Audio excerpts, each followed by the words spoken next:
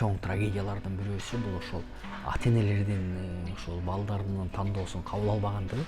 Бул абдан чоң бир маселе.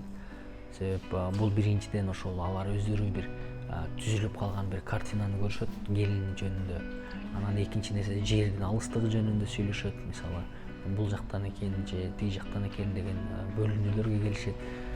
Ушул нерсе биздеги бул эң чоң трагедия. Бул ошол айла жок бала укканга туура келип акырында эмне болсо ошо болсун мен деп турган бирөөнө турмуш куруп алат, анан өмүр бою кыйналып жашайт.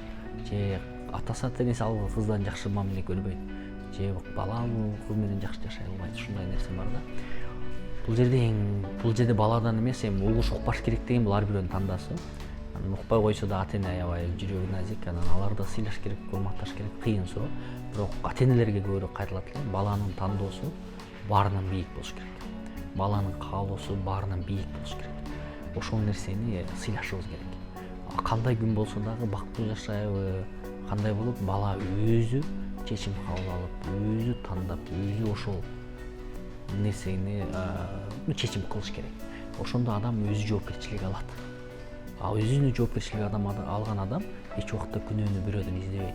Бул ата-энеси чечип берип койгондор деле жакшылык алып келбейли. Себеп турмуш куруп ажырашкандан кийин айтышат. Мына силер айтып алдым эле, мында болуп калды, мына силерди уккан болчумун деп өмүр бою ата-энесин күнөөлөйт. Мындан көрөкчү ата-энелер айтат экен, кулак мээси тынчыраак эле баласына тандоосун выбор бериш керек. Жашасын, ал өзүнүн жашоосу.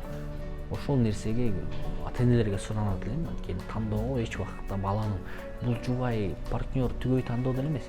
Билим тандоодо, жашоосун тандоодо, башка нерселерди тандоодо кийлигишпеш керек да. Бала өзү кызбы эркек айырмасы жок өздөрү чечиш керек.